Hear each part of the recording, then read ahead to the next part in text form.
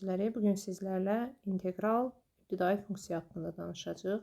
Əvvəla gəlin ibtidai funksiyanın nə olduğunu öyrənək. Məsələn, əgər mən desəm ki, sizə fx bərabər 4x kubu funksiyası versəm və sizdən soruşsam ki, 4x kubu hansı funksiyanın törəməsidir? Biz buna cavab olaraq x üstü 4'ü göstərərik. Hansı ki, x üstü 4'ün törəməsi 4x kubudur. Baxın, bizə funksiya verildi. Biz onun hansı funksiyanın törəməsi olduğunu tapdıq. Yəni, bu verilən hansısa bir funksiyanın törəməsidir. Funksiyanın törəməsini verib özünü soruşarsa, bizim tapdığımız, baxın, bu x üstü 4 funksiyasına deyirlər 4x kubu funksiyasının ibtidai funksiyası. Yəni, verilmiş hər hansı bir aralığın bütün nöqtələrində elə bir böyük fx funksiyası var ki, kiçik fx funksiyası üçün f'(x), yəni böyük f'in törəməsini tapanda kiçik fx-a bərabər olursa, onda biz böyük fx funksiyasına kiçik fx-in ibtidai funksiyası deyirik. Hansı ki, ibtidai funksiya törəmənin tapılmasının tərs əməlidir. Yəni, məsələn, mən sizə desəm ki, fx bərabərdir 6x üstü 5 funksiyası, artıq bu fx bərabərdir x üstü 5 funksiyası, daha doğrusu x üstü 6 funksiyası bunun ibtidai funksiyası sayılır. Yəni, törəməsi verilən halda törəməsinə və ya diferensiyalına görə funksiyanın özünü tapma əməli ibtidai funksiyanın tapılma əməlidir. Amma gəlin belə bir sual ortaya çıxar ki, müəllim, sən x üstü 6 funksiyasına deyirsən bunun ibtidaisidir. Bəs fx bərabərdir x üstü 6 plus 2 yazsam, bunun da törəməsi elə 6x üstü 5 vermirmi? Verir. Və yaxud fx bərabərdir x üstü 6 minus 2'də 1 yazsam, yenə də bunun da törəməsi 6x üstü 5 verirmi? Verir. Onda belə çıxır ki, hər hansı bir funksiyanın ibtidai funksiyalarının sayı sonsuz saydadır. Hər hansı bir kəsilməz funksiyanın, təbii ki, ibtidai funksiyalarının sayı sonsuz saydadır. Yəni, x üstü 6 üstə gəlinsin c sabiti qədər olan bütün funksiyalar bu 6x üstü 5'in ibtidai funksiyası sayılacaq. Buradan aydın olur ki, ibtidai funksiya anlayışı sonsuz anlayışdır. İstənilən bir kəsilməz funksiya üçün ibtidai funksiya anlayışı sonsuzdur. Bəs gəlin görək integral deyəndə nə başa düşülür? Və bir şey də bilək ki, ibtidai funksiyalar, məsələn, çox bəsit bir funksiyadan danışaq, gəlin. Məsələn, nə götürək? Qrafikini bildiyimiz bir funksiya götürək tamam əzbərdən. Sadə olsun. Məsələn, x kvadratı funksiyasıdır. Baxın, x kvadratı funksiyasından danışıram. İndi mən məsəl üçün deyirəm ki, sizə fx bərabər 2x. İbtidai funksiyası nədir bunun? Yəni, bu nəyin törəməsidir? X kvadratının. Bəs yaxşı, onda fx bərabər x kvadratı üstəgəl 4'ün də törəməsi onu verir. Fx bərabərdir x kvadratı üstəgəl 6'nın da törəməsi onu verir. Deməli, ibtidai funksiyalar bir-birindən c sabiti qədər fərqlənir. Yəni, sabit ədəd qədər fərqlənir. Tutaq ki, bu x kvadratıdır. X kvadratı üstəgəl 4, bundan 4 vahid yuxarıda yerləşən funksiyadır.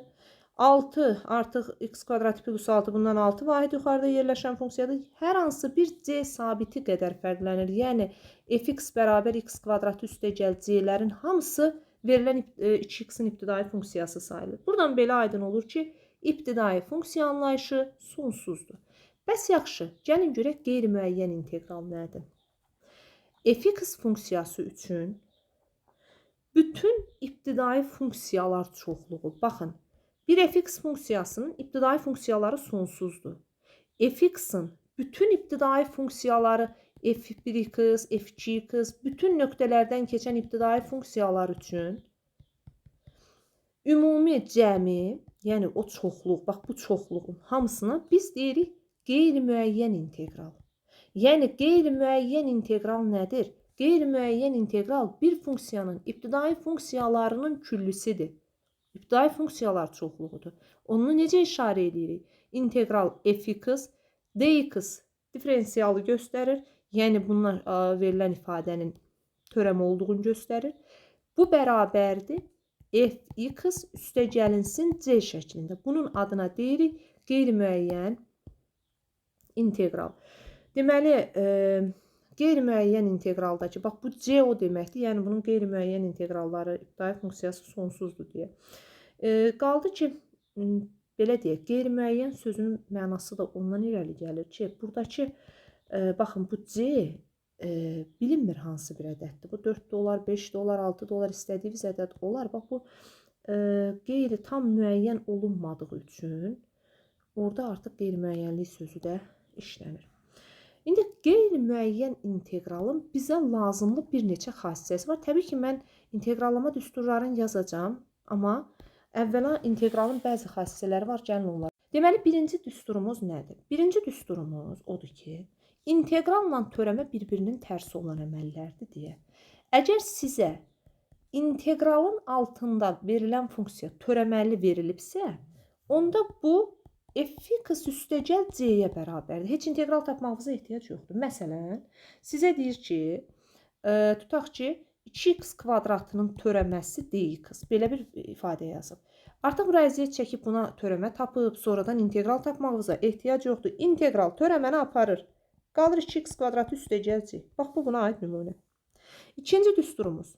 Ola bilər ki, verilən funksiya integral altında törəməsiz olsun, amma bütöv inteqralın törəməsini alsın. Bütöv integral törəməyə alınmışsa əgər, artıq burada c-yə ehtiyac olmayacaq. Sadəcə f(x)-a bərabərdir. Yenə integral törəməni aparır deyirik, amma bu səfər c sabitinə ehtiyac olmur. Çünki elə oradan artıq c sabitinin törəməsini tapanda 0 çıxır deyə sadəcə f(x)-dir. Bu da ikinci qaydamız. Üçüncü qayda. Əgər sizə zəmin inteqralı verilibsə, baxın, f(x) üstəgəl j(x)-ın inteqralı verilib integral altı ifadədə. Onda siz bunu ayrı-ayrı inteqrallar şəklində yaza bilərsiniz. f(x) dx üstəgəl j(x) dx kimi yazmaq olar. Gəlin yuxarı hissəni silək, siz videonu dayandırıb yaza bilərsiniz bunları. Növbəti qaydamız isə nədən asılıdır? Deməli, inteqralın fərqindən f(x) çıx j(x)-ın inteqralı bərabərdir. İntegral f(x) minus integral j(x) dx. Bu şəkildə. Başqa hansı qaydamız var? Yadda saxlayaq ki, əgər bir sabit ədəd varsa integral işarəsi altında, siz hər zaman o sabit ədədi integral işarəsi xaricinə çıxara bilərsiniz. Baxın, k-dır. K-nı atıram integral xaricinə. İçəridə f(x) dx-in integralını tapıram. Bir dənə nümunə yazım. Məsəl üçün, deyirəm ki, 6x-in kvadratı dx-dır. 6-nı kənarda saxlayıram. X kvadratı dx-a integral tapıram. 6 vurulsun x kubu bölü 3-ün törəməsi bunu verir. Üstəgəl c, hətta bu da eləyəcək 2x kubu üstəgəl c. Yəni belə. Bu da inteqralın öz xassələri. İndi keçək inteqrallama cədvəli, inteqrallar cədvəlinə keçək. Görək hansı inteqrallar tanıyırıq biz. Sonra davam edək. Deməli, inteqralda ilk düstur nədən başlayacaq? Amma bir şey yadımdan çıxdı, onu da deyim. Əgər sizə törəmədə mürəkkəb funksiya veriləndə bilirdiniz nə edəcəksiniz. Amma inteqralda mürəkkəb funksiya verilərsə, indi söz yox, mən onun funksiyalar üzərində sizə bir-bir göstərəcəm. Amma inteqralda f kx plus b şəklində mürəkkəb funksiya verdi integral altında. Burada çox asandır əslində. Siz sadəcə k-da biri çıxardırsınız mötərəzi önünə. K-da biri çıxardırsınız və içəridə qalır nə? F, elə bir başa yazaq, heç inteqralarda k-da biri çıxartdım. F kx plus b üstəgəl c. Baxın, sadəcə k-da bir əmsalı önə çıxır mürəkkəb funksiyalara integral hesablayanda. Bu nə anlama gəlir? Məsələn, kosinus 2x-dır, tutaq ki. Siz kosinus 2x-a integral hesablayırsınız. K-da bir qarşıya gələcək, olacaq 2-də 1. Kosinusun integralı sinus 2x üstəgəl c. Bax, bu olur ona aid nümunə. Gəlin indi integral cədvəli ilə tanış olaq. İntegral cədvəli deyəndə nə başa düşürük? Birinci, sabit ədədin integralı. Sabit ədədin integralı kx üstəgəlinsin c şəklindədir. Nümunələr yazacağım. Məsələn, 5-in integralını axtarırsınız. 5x üstəgəl c formatında olacaq. Baxaq başqa suala. Başqa düstura. Deməli, x üstü n-in qüvvət funksiyalarının integralı. Qüvvət funksiyasının integralı x üstü n plus 1 bölünsün n plus 1 üstəgəl c. Məsələn, Deyirəm ki, 5x kubunun integralını tapın. Ədədi həmişə xaricə çıxarın. X kubunun integralı nədir? Bax, qüvvətin üzərinə 1 gəlirsiniz. 4 bölü 4 plus c.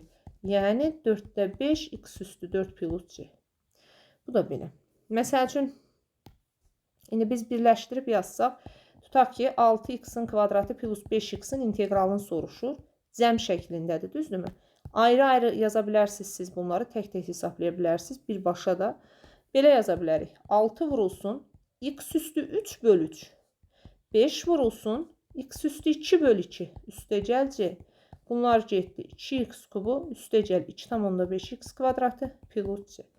Mən elə bilirəm, qüvvət funksiyası da aydındır. Keçək bəzi trigonometrik funksiyaların integralı. Bir də bir şey də xatırlatma edeyim.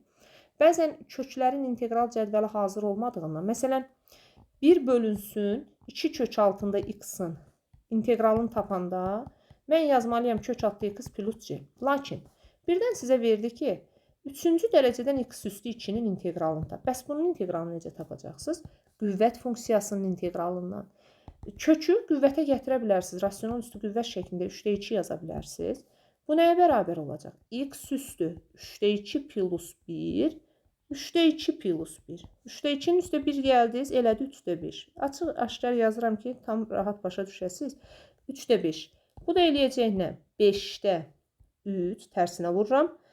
Bu 3-də 5-i kökə atıram. 3-cü dərəcədən x üstü 5 plus c. Bax, bu olacaq onun integralı. Bir dənə də istəyirsiniz. Nümunə yazım, sonra düsturu davam edim. Məsəl üçün, tutaq ki, 2 6-cı dərəcədən x üstü 5. 2-ni xaricə atdım. X üstü nə olacaq burada? X üstü 6-da 5 olacaq. Düzə, hətta belə yazaq da hələ ki, 6-da 5 deyil qız. 2 qalır. X üstü 6-da 5 plus 1. 6-da 5 plus 1. Bu eləyəcək 2 vurulsun. 6-da 11. Bax, bu 6-da 11 eləyir, düzdürmü? Bu eləyəcək 11-də 6. Tərsinə vururam. Bu da 6-da 11 eləyir. 6-cı dərəcədən x üstü 11 yazırsınız. Plus c. Bunu vurub da sadələşdirmək olar. Bu kök funksiyaları da başa düşdüyünəcə qüvvət funksiyasından tapırsınız. Bu üç düsturu silirəm. Artıq bunlar aydındır. Keçək trigonometrik funksiyaların integrallarından başlayaq. Birinci, sinus x-in integralı. Sinus x-in integralı bərabərdir mənfi kosinus x üstə gəlinsin c. Çünki siz bir də bir şeyə baxın ki, hər zaman siz bunun törəməsini tapanda nə verir? Müsbət sinus x. Görürsünüzmü? İntegralın cavabının törəməsini tapanda yenidən integral altı ifadədəki cavaba bərabər olursa, deməli siz integralın düsturunu doğru yazmısınız. Məsələn, kosinus x-in integralı nəyə bərabər olacaq? Sinus x üstə gəl c-yə. Sonra tangens x-in əslində belə deyə, əvəz etməklə də yazmaq olar.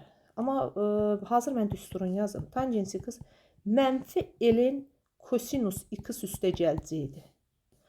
Kotangens x-in də integralı var. Kotangens x də yenə əvəz etməklə də alına bilər.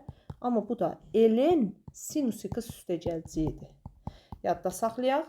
Tangens kosinuslandır, kotangens sinuslandır. Lakin tangensə mənfi yazmalısınız ki, bax bunun törəməsini tapanda yenidən tangensə çıxarda bilsin. Bu oldu 4 dənə trigonometrik funksiyanın integralı. Başqa nə var? Törəməsi tangensə, kotangensə bərabər olan funksiyalardan da yazaq. Deməli nəyi? İntegral 1 böl kosinus kvadratı x. Belə bir yazı gəlsə nə edəcəksiniz? Əslində bu trigonometrik funksiyalardır. Baxın, bu 1 plus tangens kvadratı x deyil elə. Bunun da siz belə də verə bilər bəzən kitabda. Belə də verə bilər.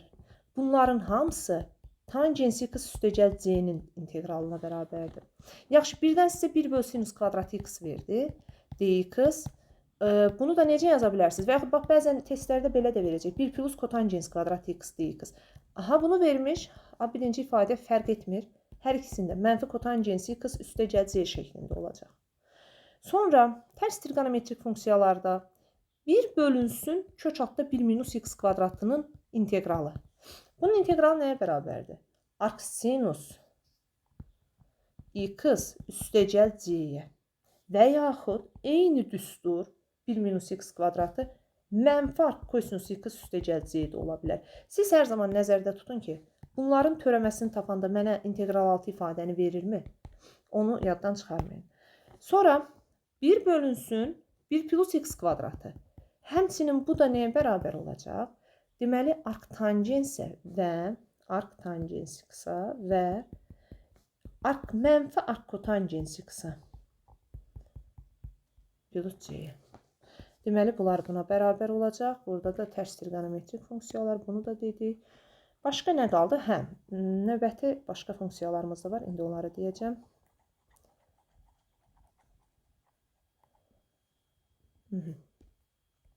Növbəti x-da 1-in integralı. X-da 1-in integralı ln modulda x üstəgəl c-dir. X-da 1-in integralı. Hətta belə deyim sizə, birdən sizə 1 bölünsün x vurulsun ln a-nın integralını deyər. Bu məlum məsələdir. Nəyin integral olacaq? Loqaritma, amma modulda x yazın. Çünki burada müsbət mənfi söhbət var. Ona görə modulda yazılacaq. A üstü x funksiyasının integralı, a üstü x funksiyasının integralı, a üstü x bölünsün ln a-dır plus c-dir. Deməli, x-da 1-in integralı ln x, 1 bölünsün x vurulsun ln a-nın integralı loqaritma, a üstü x-in integralı a üstü x bölünsün ln a. Bəs yaxşı, loqaritmanın integralını tapmaq olarmı? Biz növbəti dərs videolarında hissə-hissə integrallama, dəyişənin əvəz edilmə üsullarının izahları olacaq. Və siz orada görəcəksiniz ki, loqaritma a əsasdan x-in integralı həmin qaydalarla alırıq. Və bunun integralı nəyə bərabərdir? X vurulsun loqaritma a əsasdan x bölünsün y üstəgəl c-dir. Bu çox da düzdür. Test toplularında falan istifadə olunmur bu düstur. Amma bəzən testdə qarşımıza çıxa bilər. Sonra nə qaldı başqa demədim və düşünək. Ola bilər hansısa düstur. Tam unutdum deməyi. Hamısını deməyim. Yadıma düşdükcə indi deyəcəm onsuz dərs izahı boyunca. Hə, deyimlə qaldı. Burada baxın, əgər sizə 1 bölünsün kök altında a kvadratı minus x kvadratı şəklində integral verərsə, bu arc sinusun, arc kosinusun yarımıdır da, elə bilin ki, belə olacaq. Arc sinus x bölü a üstəgəl c və yaxud mənfi arc kosinus x bölü a üstəgəl c. Eyni düstur arc tangens üçün də var. Baxın, 1 bölünsün a kvadratı üstəgəl x kvadratı dx. Bunların bəziləri, yenə də deyirəm, test toplusunda qətiyyən istifadə olunur. Öncə dediyim düsturların çoxu əksəri topluda var, o tipli testlər. Amma bu son dediyim düsturlara aid topluda tapşırıq yoxdur. Bunları ola bilər ki, media sertifikasiya hazırlaşan müəllimlərin bu düstura nəticə köməyinə çatar və bilməkdə təbii ki, bir müəllim olaraq və müdavim olaraq yarar var. Arc tangens x bölünsün a üstəgəl c. Baxın, bu nəyindir? Məsələn, deyirəm ki, sizə integral 1 bölünsün 25 plus x-in kvadratı dx. Bax, 25 nəyin kvadratıdır? 5-in. Onda sən yazmalısan qarşıya. 5-də 1 arc tangens x bölünsün 5 üstəgəl c. Bax, buna aid nümunə. Və yaxud eyni düsturun kotangens halı da var. Siz sadəcə kotangensinə yazanda qarşıya mənfi çıxardacaqsınız da. Bax, bərabər olacaq mənfi a-da 1 arc kotangens x bölü a üstəgəl. Və son olaraq nə qaldı? Hə, bir də ln ilə bağlı belə bir düstur var. Birdən təsadüf 1 bölünsün a kvadrat çıx x kvadrat şəklində düşərsə, bu ln-dir. Amma necə ln-dir? 2a-da 1 ln a plus x bölünsün a minus x modulda üstəgəl c. Baxın, bu da bu düsturlara diqqətli baxın. Bunlar da əsasən məsələn daha fərqli test topluların güvəndə, MHM-də bu tipli suallar qarşınıza çıxa bilər.